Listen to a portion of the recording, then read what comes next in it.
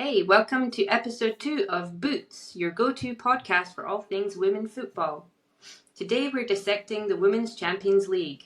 So lace up and let's begin.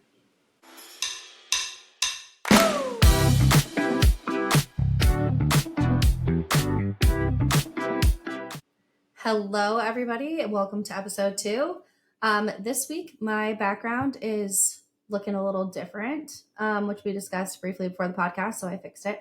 But I'm in Fort Lauderdale, Florida, the /Miami for the holidays. And I drove here, which was from Houston, which was quite the task, but we've made it. We've arrived. We are safe, and that's been really nice. But the week has gone by really quickly. I did play some soccer. And it was just a rainy week because I played soccer last Friday, full blown in the rain, got completely soaked. And I thought that it was going to be more difficult because the field was covered in rain as well, like little pockets of like puddles and things like that. But it was actually a really good time. I was also nervous about getting injured and like sliding and things like that. So I didn't go, as hard as maybe I would normally, but it was still very nice, very fun, and the week went by really, really quickly. Kylie, how about you? How are you doing? I'm doing well. I just got back from Las Vegas. Just spent the weekend there at the National Finals Rodeo. Had a great time. Got to hang out with my family. Got to see my aunt, my cousin's husband, and my aunt's friend and her daughter. But it was a great time. Went out about each night. Yeah. So what things did you see at the rodeo? What events did you go to? Yeah, what is a national rodeo? I don't know. Yeah. So it starts out with, I can't remember how many events, but there's bareback riding, where the cowboy is riding bareback on a horse, and the horse is bucking, and you're trying to last 8 seconds. Then I think it goes into saddle bronc riding. So there's a saddle at that point. After that, it might be saddle, but then I think it's saddle, but there's so many events here.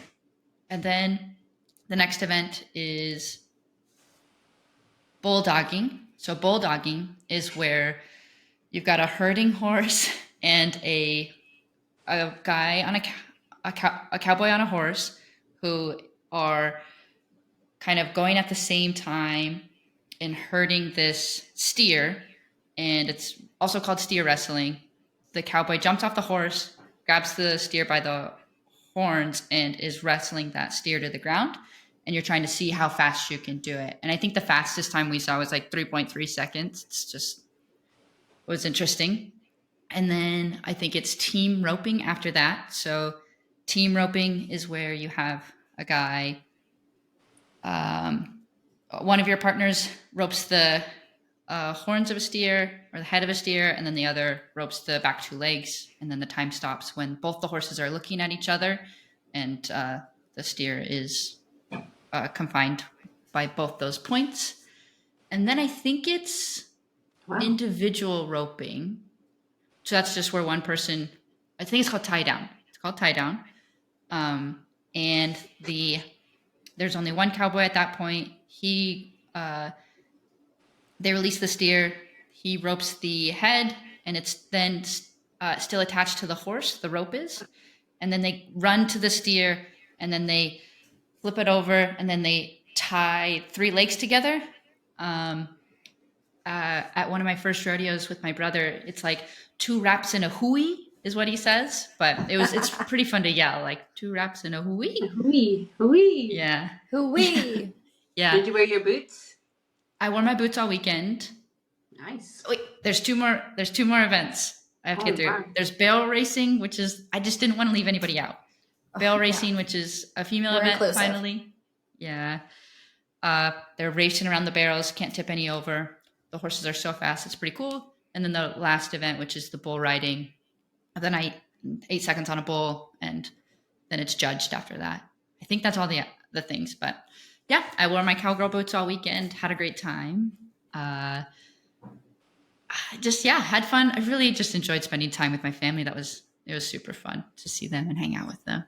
Yeah. Nice. What was your favorite event to watch at the National Finals Rodeo? My favorite event, and has been probably since high school, is watching bulldogging. I think it's just you're jumping off your horse and wrestling this thing to the ground. That's also, it's just amazing. Yeah. I think that one is the craziest, like one of the craziest ones that's even exists as an event. Like how interesting Mm. Yeah. for like that to exist. Yeah. Katie, have you ever been to a rodeo?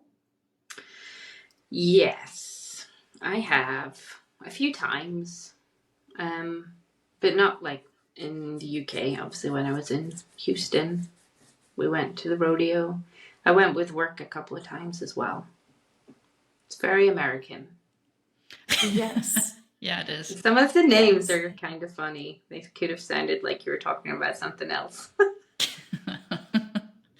Yeah. Yeah. And Katie, how are you doing? How I'm has doing your well. week been? I'm doing well. Week was good. I'm finished work now for Christmas. Yay! So, and then I was at a cup final. So my hometown football men's team made the League Cup final. So I went to Glasgow, which is about 3 hours southwest of Aberdeen, on the bus. So we left in the morning at like 8 a.m. to go to the game. We had a meal, went to the game. My best friend was there, Claire. I was there with my brother. My dad was there. Yeah, just loads of family were there. And we were playing Rangers. We have a huge rivalry with Rangers. We don't like them. So we did there was loads of police like everywhere because of the hooliganism, right, and the fighting and stuff. So, but yeah, the cup final was a bit boring. Both teams, I think, were super nervous. Like we haven't been in a cup final. I think the last time was 2017. Last time we won was 2014 when I was there. But yeah, the game was just a bit boring. Rangers hadn't won it since they basically went into administration, folded, and then we came back up through the leagues. So super boring game. They scored in like the 55th minute. My friend Claire had her little kids there, and her little son Alex looked like he was going to cry. It was so sad. And then we should have got a penalty on the 89th minute, but we did not. So we were very angry.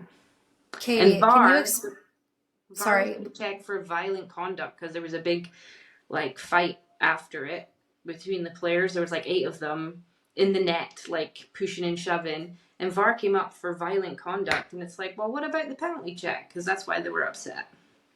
So yeah, it was crazy. Crazy end to the game, but never mind. For listeners like my mother, could you explain what VAR is? Oh, yes. So it's video assistant referee. And so it is where they use video technology and they have a referee out with the game. So supporting the own referee and anything they think the referee needs to relook at on the pitch. They'll take a second look through the video and they use technology so they can see for offsides. So they can put like, you know, if like your player's here and another player's like there, they'll use a line to be able to draw it to see whether they're offside to show teams. So they just relook at stuff and they relook through like multiple times. So sometimes when you slow play down, you can see it better than what the referee can see, right, in live action. And then they'll message like the referee in the earpiece to say, hey, you need to come over and look at the monitor. So they don't make the decision.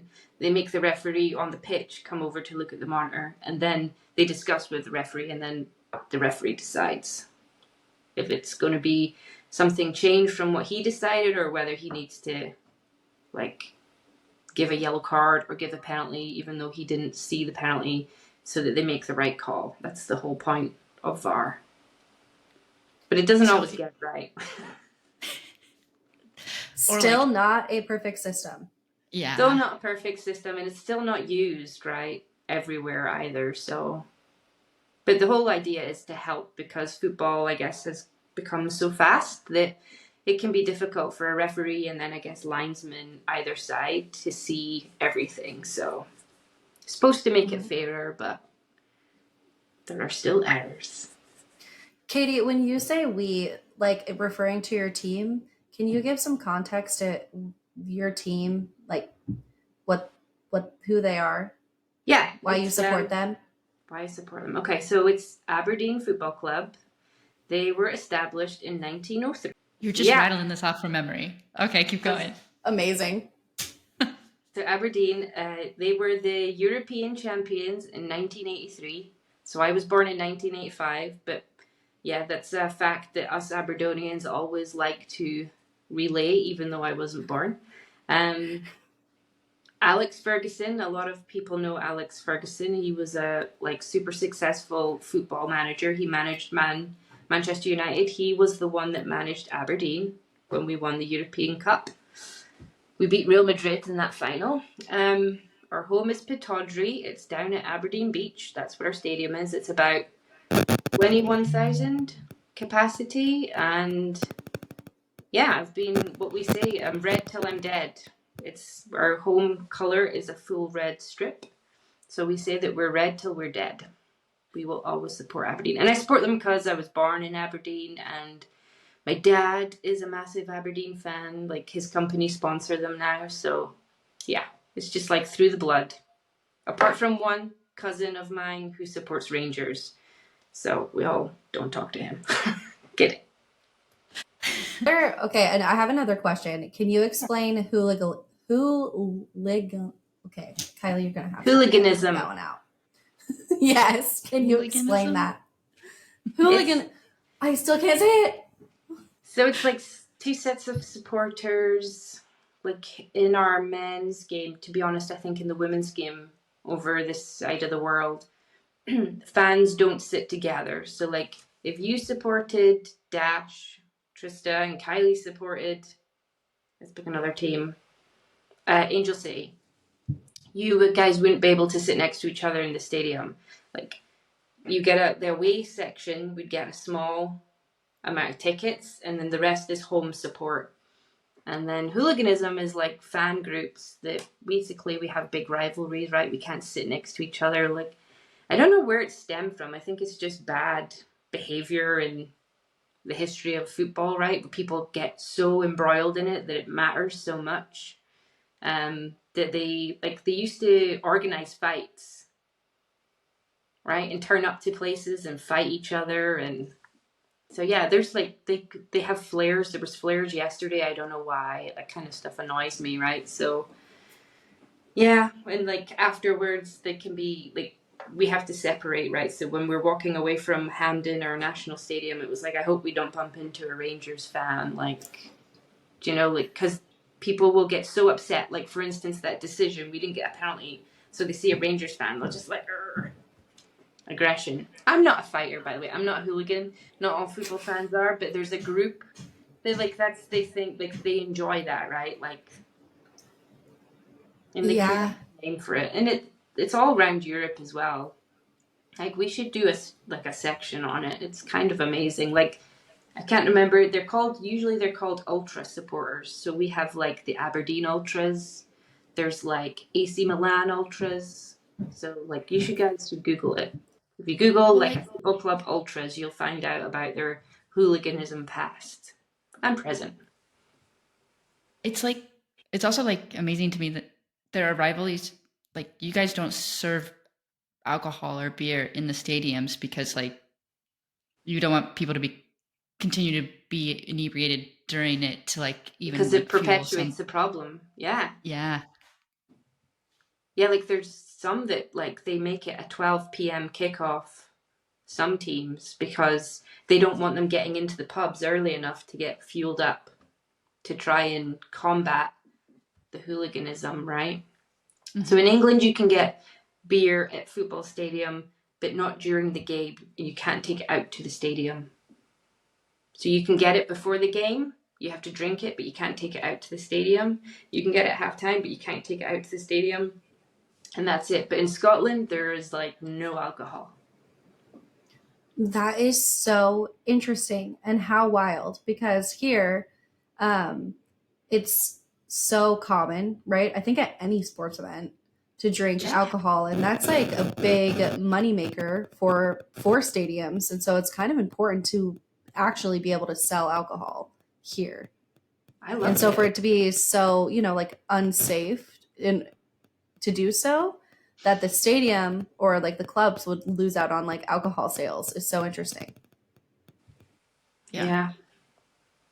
So it's different. It's so competitive, so emotional, I guess. Like, it's like Yeah. ingrained in all of it. I mean, I will say, the worst I've done is sang songs to other, like, whilst the games, and I maybe sing some bad songs. What? I may have thrown my finger up as well, like, yeah, it just like, you guys should come over and join the game. I promise I'll keep them safe if any of their families listening. I think that this is kind of a change of topic, but I absolutely cannot flip anybody off because I don't know if you've seen my fingers before. And for the people who actually know me listening to this podcast will know, but it's an embarrassing fact because I have like little sausage fingers. And so if I were to flip anybody off, they would probably just be like, what are you doing? Like, what is she trying to insult me? Like, it wouldn't even be offensive at all. So anyway, I'm glad that you're actually capable of insulting someone with that because yeah, I mean, I'm in my late 30s now, so I don't do it. But I will say I can send a picture of me at the last cup final. You'll find it funny. What's a song? Can you sing one for us? I don't know if there's any that's. You need to make me think. Katie's just trying to find an appropriate song in her head for the pot. I've got one. Yes. That's appropriate. Okay, here we go. We're red. You're dead. We're bouncing on your head. We're Aberdeen. We're Aberdeen. There you go. And you can see that over and over again. Amazing. So awesome. Maybe I can pick a song every week for us. Yeah, that'd be that awesome. would be the best. Okay. Yes. Okay, another thing that we've all discovered recently is Icks. Well, I was just Googling him earlier, and one of the ones that popped up here is someone who refers to their football team as we, them together. That's hilarious. Yeah. Why is that an ick?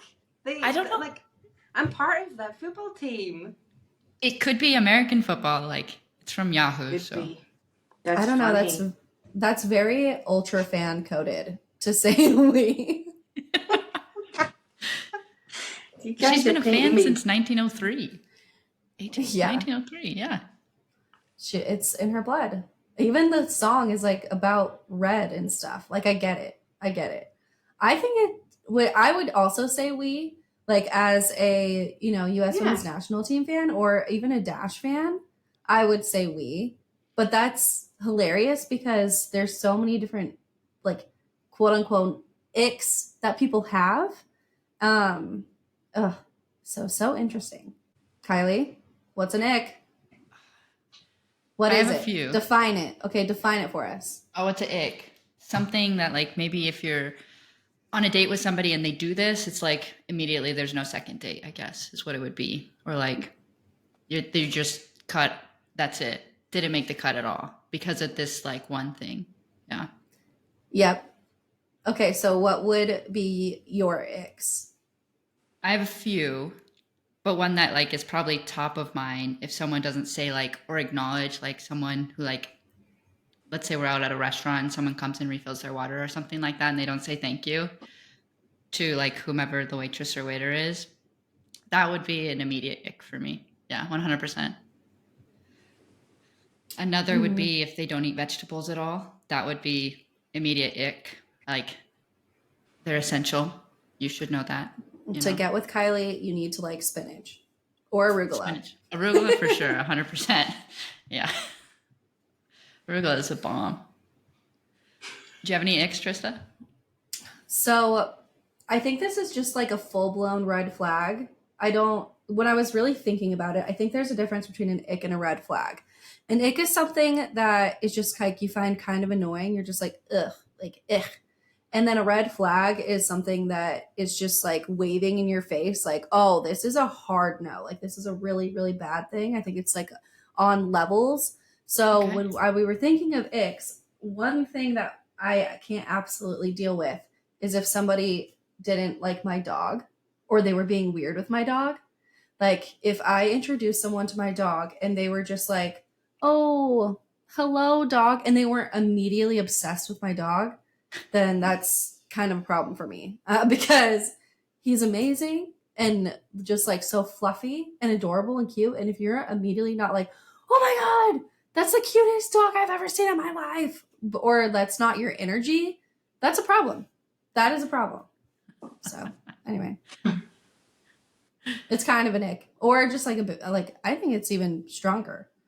It's just a full blown red flag right there. Like, what's your problem?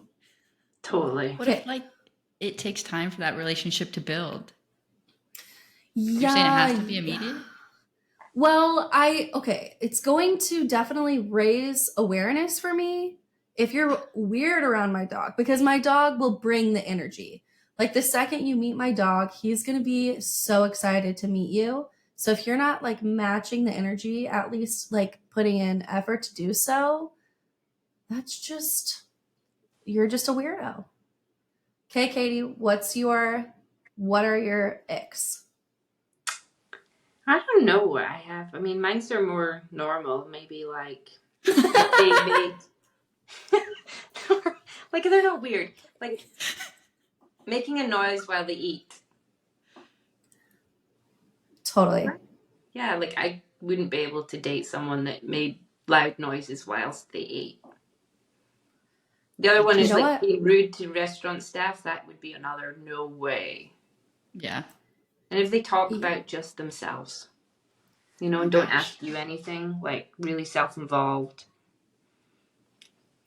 Yes, I agree. I find that really odd. Like, if you're interacting with somebody, also like you can tell. Okay, that's another one. If somebody's not a good active listener, like if they are not really listening to you, you can tell they're either like thinking about what they're going to say, or like they're just like off like somewhere else in their mind, and then they like have to bring themselves back to interact with you. Ugh, ick. Ugh. Today, we'll be discussing the Women's Champions League, and we plan to dive into the structure of the current Women's Championship League, the qualification process, past winners, and current champs. And we also are going to, just talk about the Women's Championship League, especially since we're in the midst of it, and that's what we've all been spending our time doing, is watching all these games. And always, though, there's so many games to watch. Too many. There's so many games to watch. That's the thing. It's hard to keep Oh my up because gosh. there's so many games. So first off, we can discuss how teams actually enter into the Champions League and what do countries do in order to get their teams into the Champions League. What does that look like? Okay, so looking at it, it seems like what UEFA do is based on your nation ranking, so like France, Spain, Germany, etc. The FIFA rankings for the nations, if you're the top 6 ranked European nations, then you get 3 teams to enter. And then the next 10 highest ranked nations, so for example, Italy, Denmark, Netherlands, Iceland, Kazakhstan, Norway, Scotland, Belarus, Ukraine, and Austria, they then get 2 teams from their leagues that enter, and then every other nation gets 1 team. So if you're, for instance, in the highest ranking nation, so France, 3 teams, I think it's the top 3 in the league that get to enter. So it's basically their national leagues, and it's like the first, second, or third. And so if you're the lower ranked nations in Europe, you'll only have your winner of the league go through. And then if you're the highest rank, you get 3 teams, first, second, third. And then if you're in between, you get 2 teams. So it'll be your first in the league and the runner-up in the league. They get to enter. And these will be for all countries in Europe? Yes. That have a national soccer or UEFA sponsored football league, women's football league. Yes. Yep. Yeah.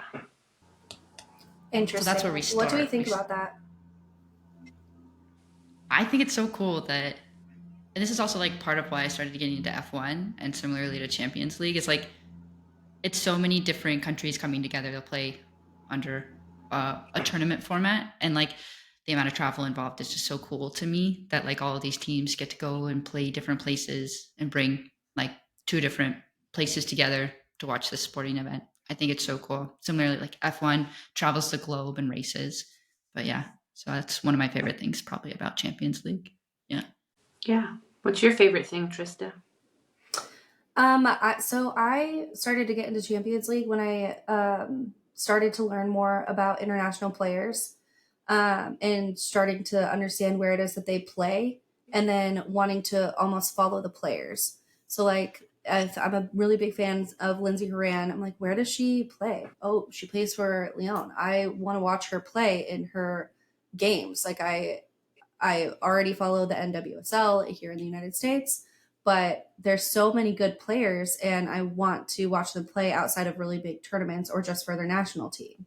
Or like Ellie Carpenter. I'm like, oh my gosh, like watching her play in the Olympics first for Australia, I was like, oh, I'm such a big fan. Where does she play?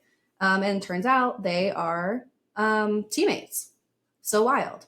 And then also Vanderdonk, right? So it's really that another player we love to talk about because she is amazing. And then her and Lindsay Horan got into that iconic and so interesting like tiff in the in the World Cup. What they ended up being teammates. So it's just so that's kind of what initially got me into it, was wanting to watch players that I was already interested in, that I really loved how they played, their style of play on the international level, and then getting into watching them play in their leagues. And yeah, and then it's like kind of addictive because you're just like, wow, it's so amazing. And then Kylie and I have talked about this before with just the difference in what European leagues look like versus watching like the NWSL, and how like the different styles of play are in each league. And so it's also really fun kind of learning about those things, learning about the history of the leagues too, or the clubs, has been fun. It's been like a fun learning process. And it's also been kind of recent for me. Katie, what about you? Yeah, I think like the best way I can describe it for maybe some listeners that are new is it is like the FIFA World Cup, right? The best nations play off to find out who is the best in the world. So this is like club football, the best teams in Europe. So you have to be winning your league or become like be a runner-up in your league and country. And then it's like find out who is the best league team in the whole of Europe. Like, so you want to be the champions of Europe. That's essentially what it is for your club team. So I think it's super cool because it's like a FIFA World Cup tournament style, but for the club teams, right? To be able to say like, hey, I'm the best in England, but then to say you're the best in Europe is quite a feat, right? So, and it is something we talked about with last week, because last week we talked about the Olympics and kind of how unfair we thought the qualifying process was for international teams and how competitive Europe is. And so we're seeing a lot of players and teams like within Europe, players that play for those teams, not heading to the Olympics. And it makes us go like, what the heck? But it's because it's so competitive. Yeah. So we have all of these different teams from all these different countries. How do they all play against each other, and how is it all like broken up to and like structured? So the last year's champion will automatically be qualified to be playing again, right? Yeah. And then what happens with all of the mix of the other ranked nations and teams? Okay. So this, it never used to be so complicated. So Champions League has been around, especially in the men's game, for a long time. So I've always grown up with Champions League. It's usually pretty simple.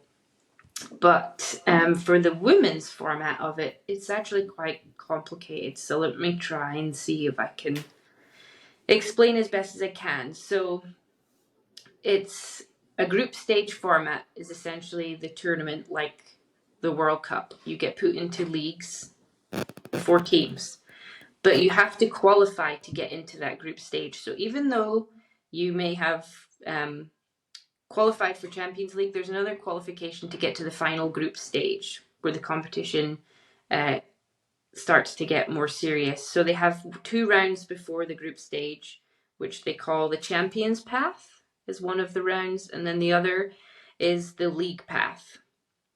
And so the first round is the form of mini tournaments.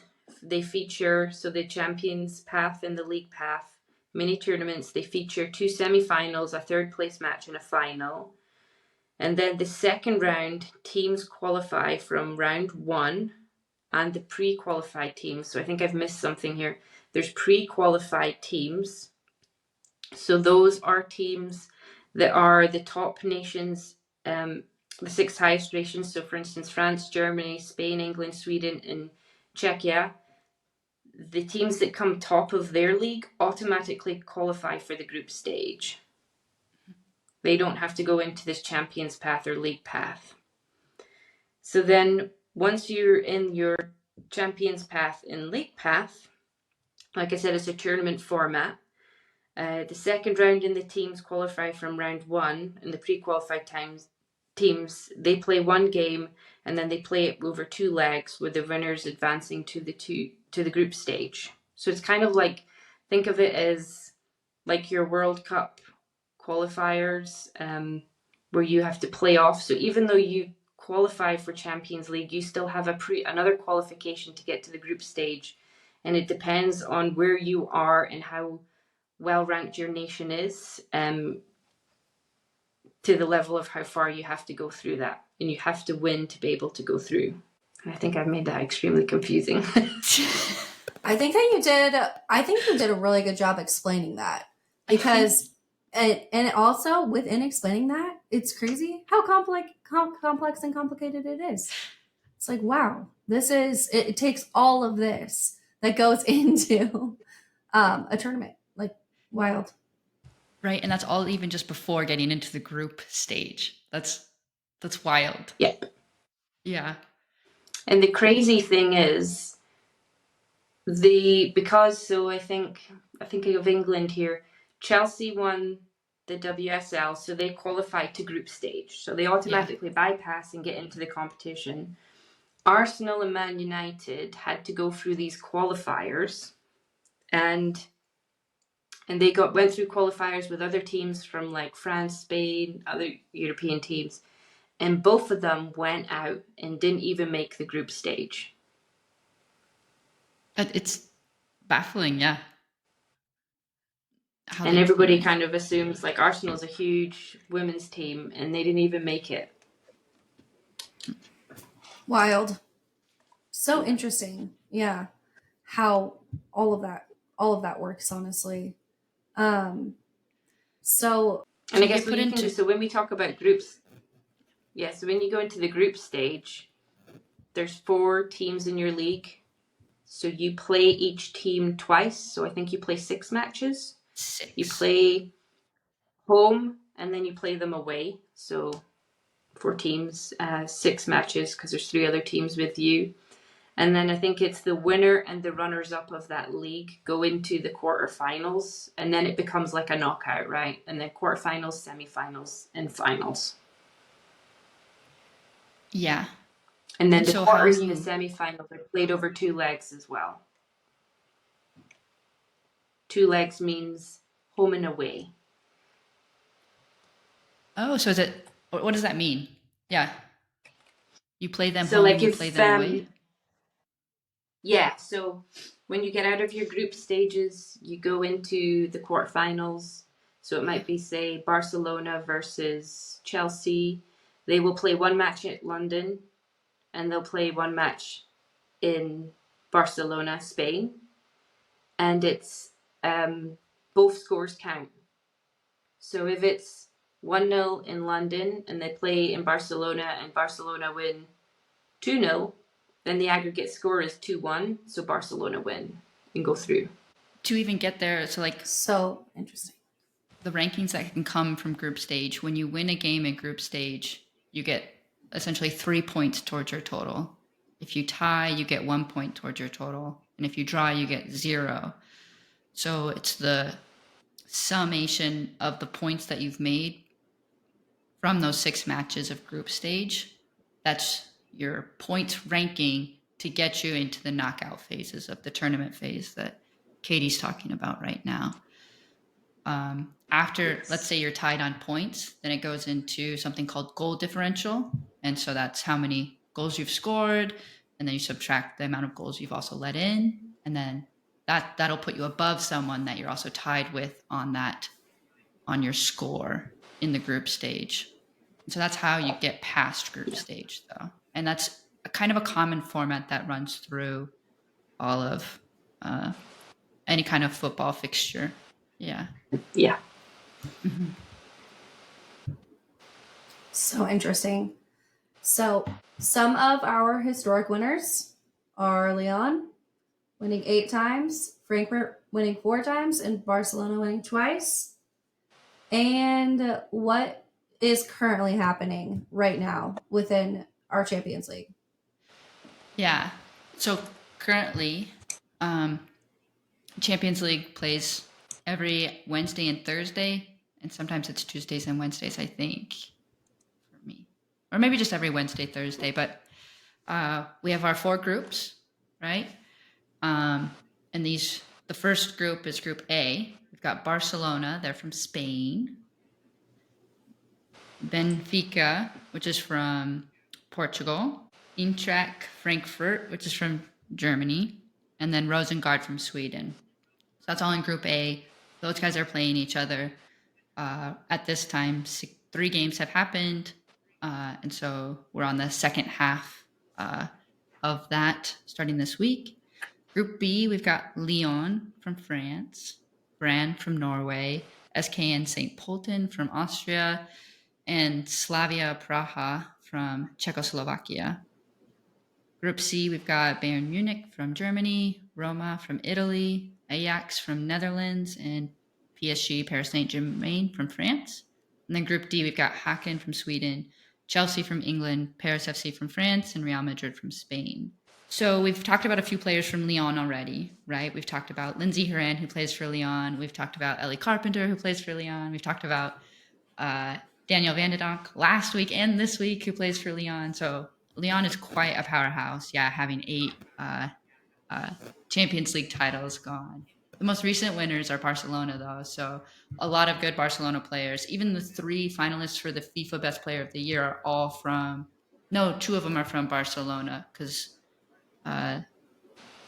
Hermoso now plays in Mexico League, right? So we've got Aitana Bonmatí, who plays for Barcelona, Alexia Putellas, who plays for Barcelona. So many like high names that play for Barcelona. They're quite fun to watch. I think it's amazing when you look at, like, Barcelona is a huge, huge team with a huge history. They only have won it twice. I was really shocked, actually, to see that. Yeah. And compared with their men's team is really different. But then Lyon women's team have won it 8 times, And I think the Lyon men's team have never won the Champions League. Like, kind of crazy. That is How crazy. interesting. Right? I'm kind of amazed about what's going on in Group D right now with Hacken and Chelsea. Hacken is like ranked above Chelsea right now, and they're like a team I haven't heard of. There's like one player on their team I know about, and then Chelsea I know too, like a lot of their players. Maybe just because a lot of their players play. Well, they play in the WSL, so you've got like Sam Kerr, you've got Millie Bright, you've got Aaron Cuthbert, you've got Fran Kirby, all playing for Chelsea, and they're ranked second right now. And Hacken from Sweden, I don't know. And I think they even that team surprised a ton of people in tournament league, even qualifying for group stage. They're I think the team that beat out Arsenal. Yeah. That is amazing. Yeah, it's cool to see. I think it goes to show how competitive women's football has become because, yeah, lots of big teams are being like hacking. They beat Arsenal, and then, as Kylie says, they're doing better than Chelsea in the Champions League in their group stage right now with where they are. So it's not like they got like qualified through and beat Arsenal by chance. Like, they're obviously doing really well. So I think that's the most fun thing about women's football. There doesn't seem to be continual dominance. Like it seems to be getting the last few years very competitive. That is so interesting too. And it's something that we've also talked about with like funding and development, which is interesting to look into. So I would be interested to see what that looks like for Hacken. Is it coaching? Is it what is the recipe for their continued success right now? Yeah. I think it's interesting. We talk about like it's getting more competitive. Not just some teams are taking it away, but then you've got Barcelona and Lyon who have like, I would say, destroyed almost every team that they've faced so far in the Champions League fixtures, or even in just their league play for their country. So Barcelona and Lyon are, I think, the only two teams that remain who have won every single game so far in their group stage, and Lyon's goal differential is ridiculous. Like, but it also could just be the draw of their group. Their group could just be a bit less competitive as maybe Group D. Maybe Group D, everyone's more closely on a similar playing field. So interesting. So while we're watching all of those games, you wouldn't really think it would be that easy to access, because watching the NWSL, or even watching the US women's national team, or even watching the World Cup, or even Olympic Games can be kind of a challenge here in the United States. But for us, and how we're watching all these games is through DAZN, DAZN women's football live streams, and they stream all the Champions League matches over YouTube. And I didn't realize how easy it was going to be to access watching all of these games, especially just through YouTube, and they stream them live. And so that's amazing, because it also gives us such easy access to watch all of the games. And it also makes you wonder why it's so difficult here in the United States watching or supporting the NWSL or women's national team sometimes, or, like international women's soccer, because it's really easy to watch European soccer through YouTube. Yeah. Women's soccer. Yeah. And they also have like all of them in different languages as well, like whatever a host country is playing. That's cool. They have them in Spanish, German. Sometimes I've clicked on the wrong link and just stuck with it. Just tried learning the language. It's like the new Duolingo. Yeah. The new Duolingo, yeah. Yeah. It is kind of amazing listening to broadcasters in other languages, though. I think especially Spanish, because the energy level is so different in whatever your broadcaster you're listening to. So that can be kind of fun, just in terms of vibes. Like, you might not know what they're saying, but the vibe is there. Like, that's really nice. Yeah. I don't think I can watch in Spanish. I think I've tried one time, but my dog, Kip, is a Shih Tzu, and he doesn't enjoy long, loud noises. And so if they're screaming "goal" in they're really emphasizing "goal" in the Spanish stream, he just gets up and walks out, and he kind of gets a little upset. He'll give you the side eye and then just walk into the next room. And yeah, I can't do it. Yeah. Yeah. That's hilarious. Do you guys have a favorite team that you're kind of paying attention to in the Champions League right now? Leon. Leon, I mean, I like Leon, but I do want Chelsea to do well because they've never won it, and Emma Hayes is going to leave Chelsea at the end of the season. So I feel like for her, I'd love Chelsea to win it for her. I feel like if she leaves Chelsea without a Champions League, it's kind of... She's going on to the US national team, which is super cool and exciting for you guys because she is awesome. But I just feel like it would be quite sad if she left Chelsea without winning a Champions League. It's always like, even though they've won loads of WSL titles, their rivalry with Arsenal, because of Champions League, like champions means you're the champions of Europe. Even though you're beating your English teams, like you want to be the champions of Europe. So I feel like she probably, like, that would be more important to her than the WSL this season. So it'll be interesting to see. Like Kylie says, they're not top of their group right now, and they've had some mixed results. So I've been surprised with some of their results, to be fair. So that's why I'm following. But I do love Leon always. So Yeah, and also I'm a huge Sam Kerr fan. yeah. So yeah, I gotta root for her, and also Emma Hayes, which is I'm so excited about to see what she's able to do for the women's national team here in the United States.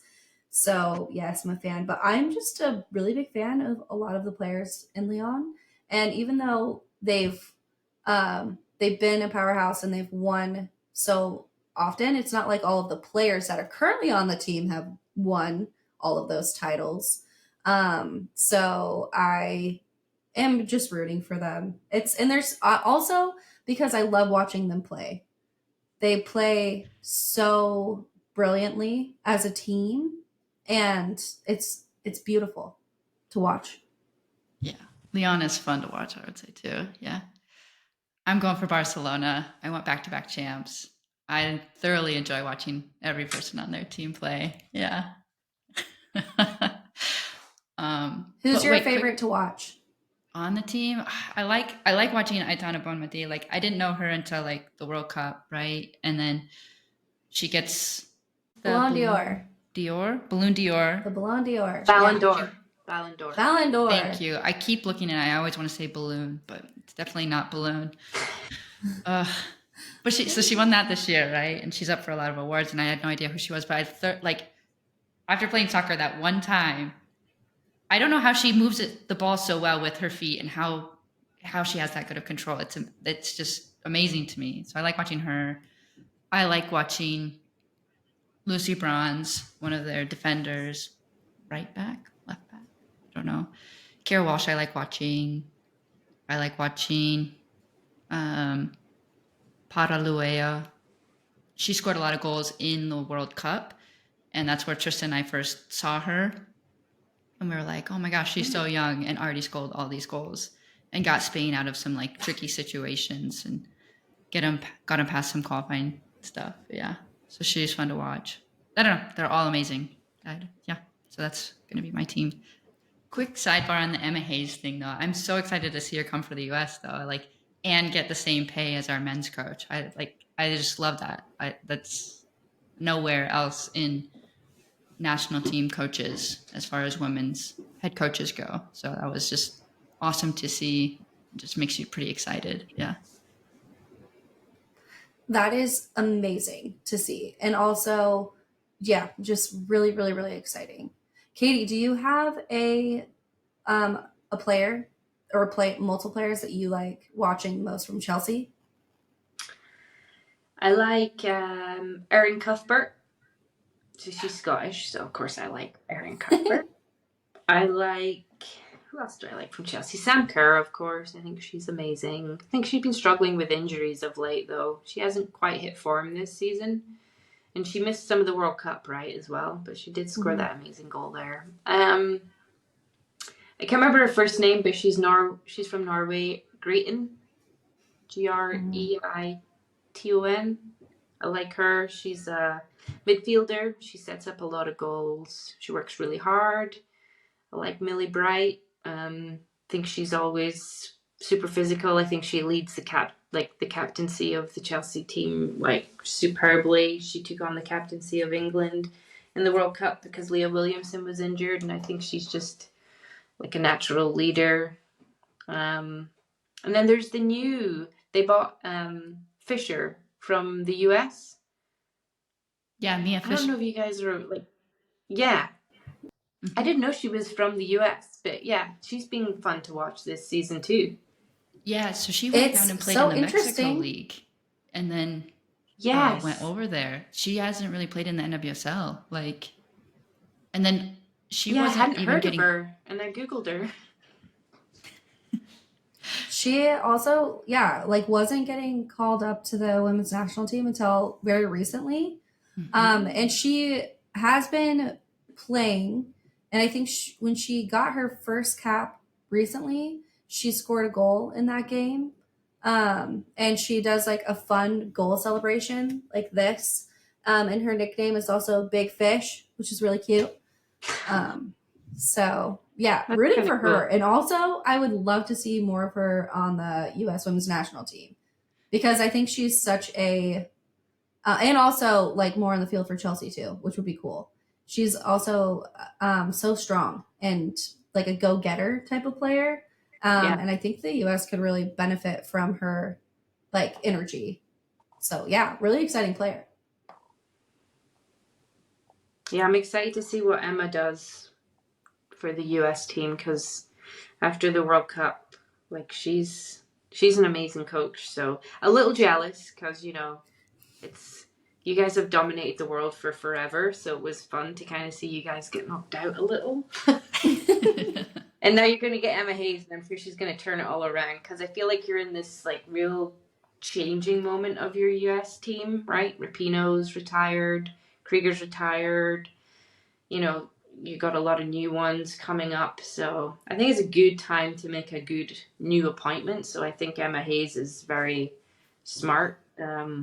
And it's just amazing she's getting paid the same as the men's coach, which she should. Absolutely, 100%. So yeah, I'm excited to see what she does, but a little bit concerned because I don't want you guys winning it all the time again.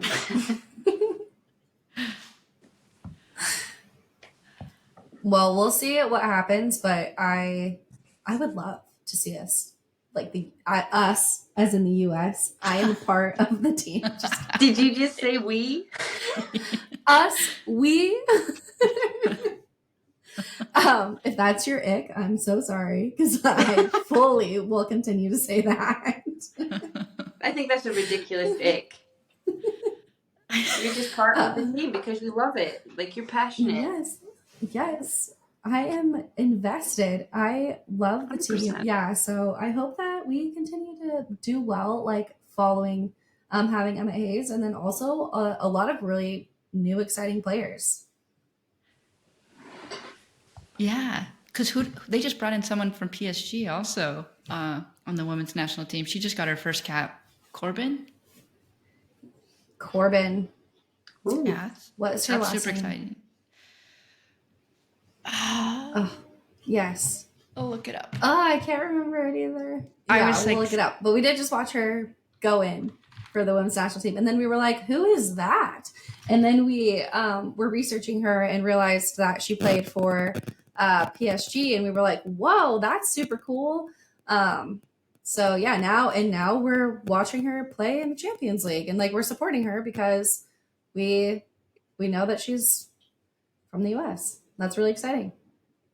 It's also kind of exciting to watch American players play in European leagues because I think it's so easy to play in the NWSL so even like players like Mia Fishel, who just completely made a totally different changes and moves in her career without playing in the NWSL and then getting called up for the national team. That's really exciting. But it's interesting, like even players like Lindsey Horan, like really good players play in the choose to play in the European leagues versus making choice to play in the NWSL. And Kylie and I have talked about this a lot. We think it would be so interesting to watch more really good players from the NWSL play in European leagues, just to kind of get that different mix or experience, especially playing at an international level because the style of play is so different. And then even seeing players who are maybe were doing really well in the NWSL and are maybe kind of stagnant, it would be really interesting to watch them then maybe transition and play in European leagues and see what that does for their game. Have you seen some of the latest rumors on Emily Fox? I have. I just saw that. Yeah. No. So Tell us. Kylie, spill the tea. Spill it. This is just tea. I don't. Yeah, my sources are not confirmed. So, and I think it would be cool, really cool to see this happen. But supposedly Emily Fox is in advanced talks to go to Arsenal after the winter break, and I think it's called like the January transfer window or something like that. That would be super cool to see. Yes. Yeah. Also, yeah, I just saw that come across my feed on Instagram or something like that. And I was like, what? I think that would be an amazing player to watch play in the European League because she has already found a very solid spot in the U.S. national team and her NWSL team. She plays for, who does she play for? North Carolina Courage. North Carolina Courage. She's solid. She's such a fun player to watch. She also jumps into the offense so often. She's so good at with possession and like making really solid choices and decisions, like as a defender. So watching her play in the Europeans League would be really fun to watch, especially for Arsenal, who already have so many like powerhouse players. I'm looking like at it would their probably lineup, elevate her game. And it's like thinking like Arsenal has like so many powerhouse players. It's like, who are they going to put on the field every single time they play? Like, just, yeah, amazing. Yeah.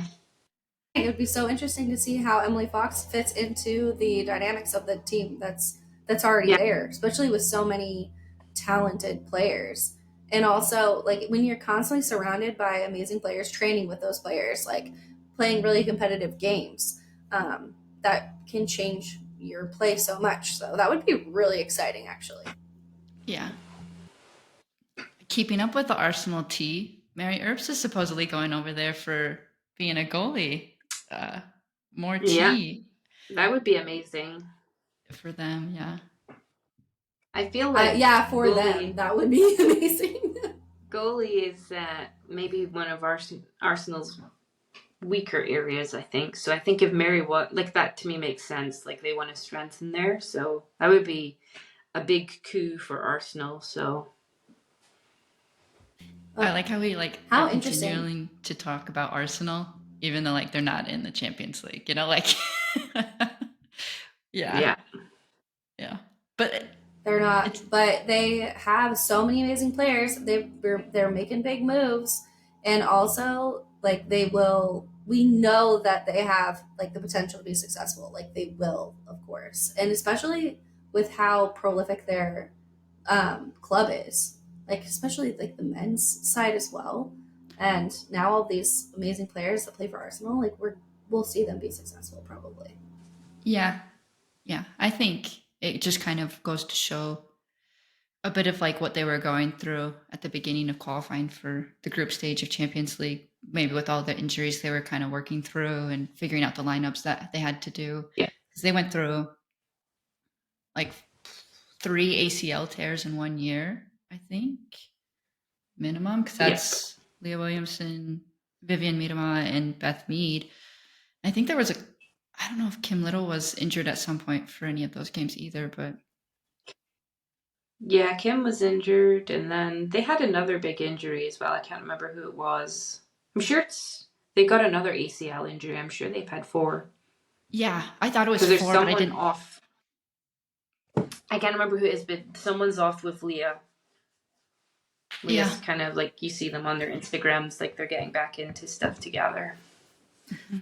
Okay, so I have something fun I want to talk about. So everybody's gonna pick somebody from the team that you're rooting for in the Champions League, and we are going to guess their height because this is something fun that we like to do. So for me, I have chosen a player because this player is like very obviously tall, like on the field.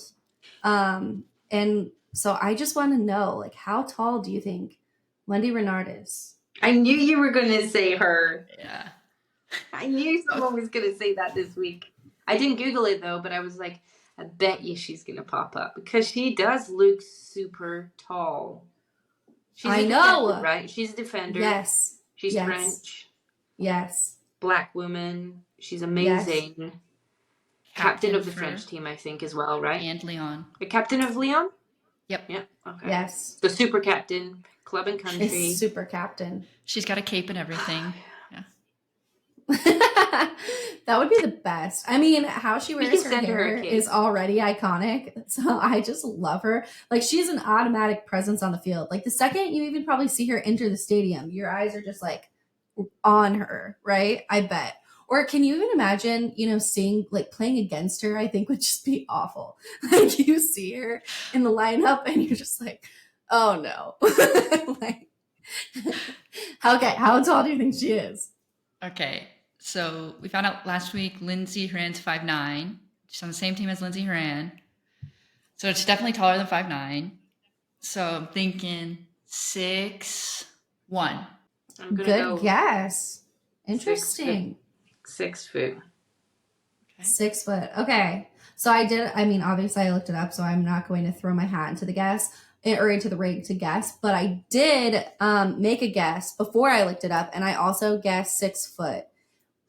She is 6'2". Yes. That is so tall. She's so tall. She's so tall. She's so amazing.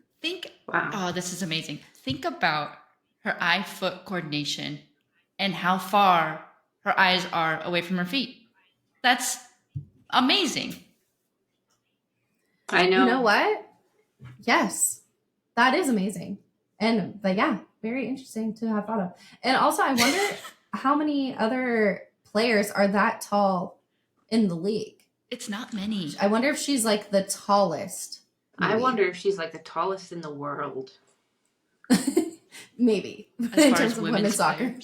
Yeah, in terms of women's soccer, yeah. I think that's very possible. We're going to come back with you, episode 3, and then Wendy Renard is our new standard of height. Is she Wendy Renard tall? I don't know.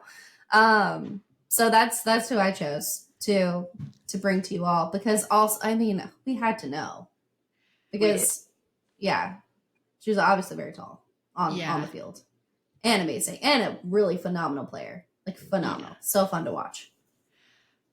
My player I chose was Aitana Bonmati.